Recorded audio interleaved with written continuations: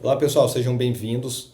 Vamos a mais uma aula de mecânica dos fluidos e hoje nós vamos tratar a aplicação da equação da energia através do teorema do transporte de Reynolds. Até o momento nós tratamos as propriedades massa, quantidade de movimento linear e quantidade de movimento angular com o TTR. Hoje nós vamos falar sobre a energia, de uma forma mais específica, a energia mecânica. Esta é uma propriedade, é um ente muito importante para as análises de engenharia de maneira geral, pois ela permite a explicação, a compreensão e análise de sistemas complexos, como, por exemplo, a relação entre a altura de uma caixa de água e a vazão que sairá de água na torneira da sua casa. Então, através das conversões de energia, dos vários tipos de energia, poderemos estabelecer relações. Então, nessa aula, nós vamos tratar diferentes formas de energia e eu peço atenção porque são equações muito importantes para a mecânica dos fluidos. Então, pessoal, na própria capa aqui da nossa aula, nós temos alguns exemplos de aplicações envolvendo análise de energia. No primeiro exemplo, nós temos aqui uma hidrelétrica. Então, pessoal, na hidrelétrica, nós temos tipos diferentes e conversões de energia. Por exemplo, nesse reservatório, vou chamar de reservatório superior, nós temos aqui uma determinada altura, uma altura de reservatório, por exemplo, uma altura H. E o que acontece? Através de alguns bocais, alguns canais, este reservatório tem seu fluxo de fluido passando através de turbinas, e essas turbinas vão rotacionar, muito parecido com o que nós vimos no exercício passado. Então, esse fluido que possui uma energia potencial gravitacional terá a sua energia transformada em energia cinética, e essa energia cinética gerará uma energia elétrica. Então, nós temos aqui diferentes tipos de conversões de energia. Uma forma muito importante e simples de tratar essas conversões é através da análise de energia. Já nesse sistema aqui, pessoal, eu vou chamar isso aqui de figura 1. Aqui na figura 2, nós temos aqui a figura de uma indústria com várias tubulações internas, caldeiras, bombas, etc. Esses equipamentos são equipamentos que produzem e utilizam energias de variadas formas, como, por exemplo, energia térmica, energia elétrica, energia de pressão, dentre outras. Então, essas tubulações, caldeiras, geradores, etc., podem ser analisados através do balanço de energia através do teorema do transporte de Reynolds. Então aqui temos várias tubulações. Essas tubulações podem ter vazões quantificados através desses cálculos que vamos utilizar aqui, dentre outros. Na figura 3, pessoal, temos um dispositivo muito conhecido chamado de tubo de Pitot. O tubo de Pitot é um equipamento utilizado em aeronaves para medir a velocidade que a aeronave se encontra. Então, nós vamos entender como que essa velocidade é medida, perfeito? Através da equação da energia, certo? E temos também outros dispositivos, como por exemplo aqui na figura 4, temos aqui um pivô para irrigação de uma determinada plantação, de batata, de soja, seja lá do que for. E nós temos que calcular, por exemplo, qual que é a bomba, ou então qual que é a potência de bombeamento de um sistema como esse para pulverizar toda a área descrita na plantação. Perfeito? Então, a energia mecânica pode ser definida como uma forma de energia que pode ser convertida em trabalho mecânico diretamente e completamente através de um mecanismo ideal, como, por exemplo, uma turbina ou um compressor. Então, quando tratamos desses tipos de conversões de energia, nós estamos tratando aqui da transição de tipos de energia, como, por exemplo, uma energia elétrica, que pode se converter numa energia de pressão ou então numa energia de escoamento. Melhor dizendo, numa vazão. Ou então, pessoal, o contrário pode acontecer. uma vazão pode se tornar uma energia elétrica. E dessa forma temos aqui, né, energia de combustão, por exemplo, dentre vários tipos, certo? Então eu só quero ilustrar aqui as diferentes transformações, né, possíveis de energia. Então aqui nessa primeira figura nós temos aqui um sistema de compressor, onde através de um motor elétrico, então temos aqui um motor elétrico, esse motor elétrico aciona um sistema de pistão. Esse sistema de pistão retira ar da atmosfera que está numa pressão atmosférica e injeta dentro de um reservatório que está numa pressão H, uma pressão alta, que é maior que a pressão atmosférica. Então retiramos ar de uma posição de baixa pressão e inserimos dentro de uma posição de alta pressão através do uso de energia elétrica. Já, pessoal, uma bomba de um poço artesiano, por exemplo, é um equipamento, é uma bomba que vai retirar água, por exemplo, né, de uma alta profundidade, então, né, alta profundidade, para uma baixa profundidade, né, na altura da superfície, para a superfície, em uma determinada vazão, M ponto, através do uso de energia elétrica, a potência elétrica. Então, como podemos calcular essa potência elétrica necessária para um sistema como esse trabalhar? Então, através do conhecimento da potência elétrica, como podemos estimar qual é a vazão, qual que é a velocidade de escoamento, qual que é a pressão, qual que é a altura que esse escoamento pode chegar. Então, essas questões nós podemos tratar através da equação da energia mecânica. Essa energia, pessoal, esta equação envolve a aplicação do teorema transporte de Reynolds em um sistema de controle.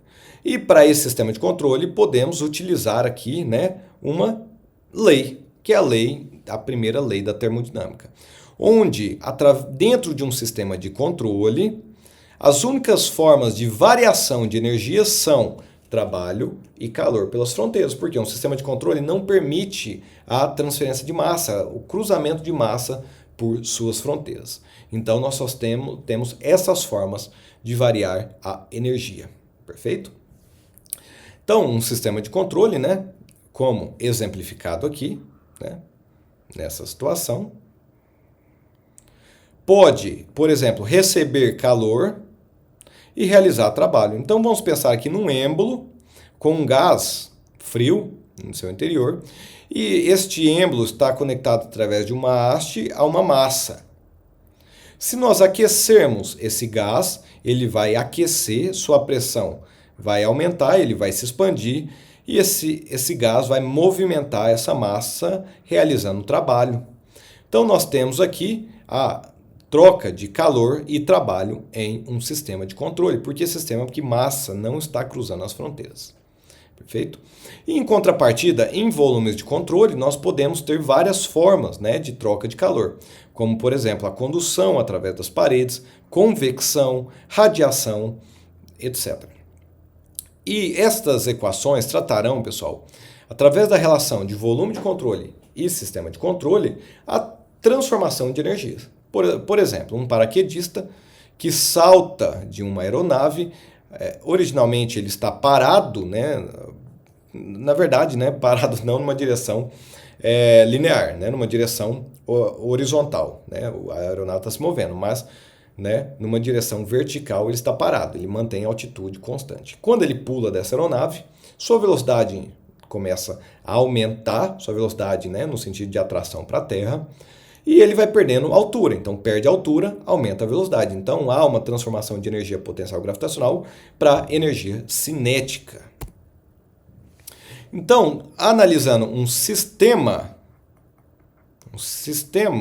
de controle, nós temos o seguinte: a troca de calor, a taxa de troca de calor desse sistema, menos a taxa de troca de trabalho nesse sistema, é igual à taxa de variação da energia total dentro desse sistema.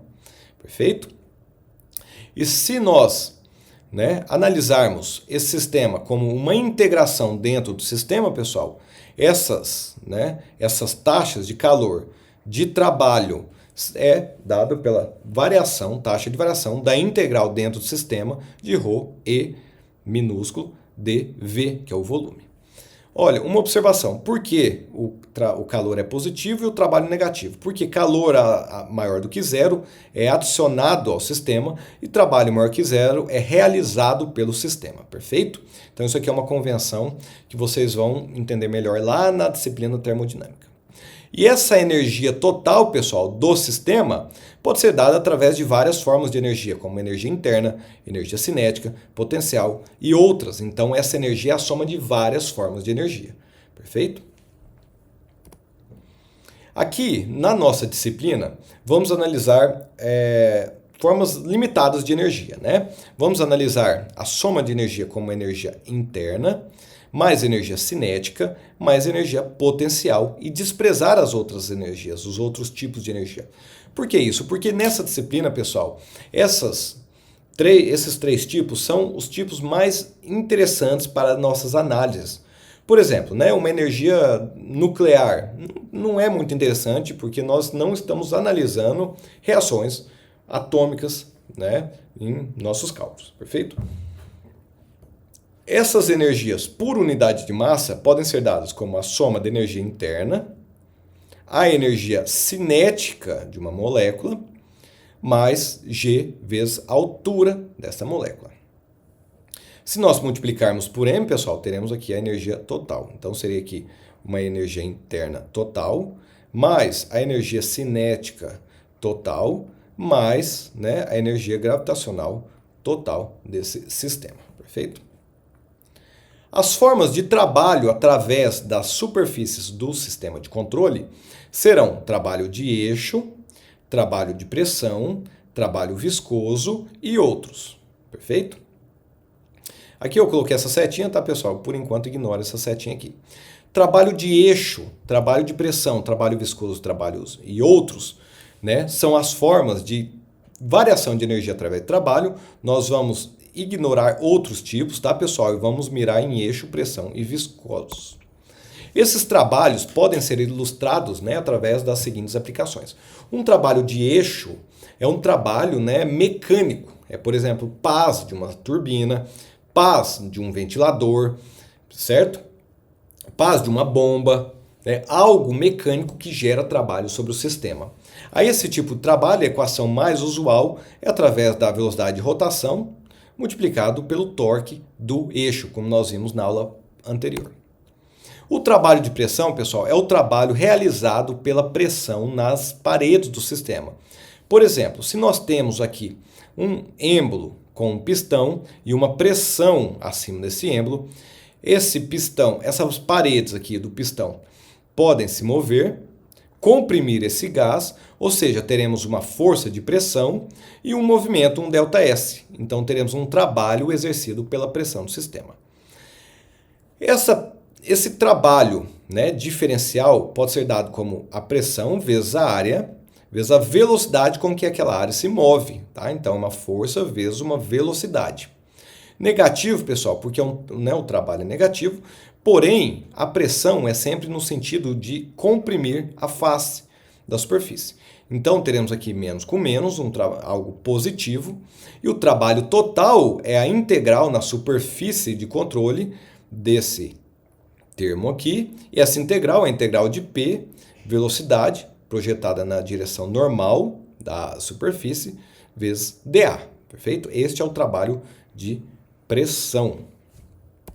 E por fim, o trabalho viscoso é o trabalho realizado pelas tensões viscosas na superfície desse sistema de controle, desse volume de controle, ou sistema de controle, perfeito?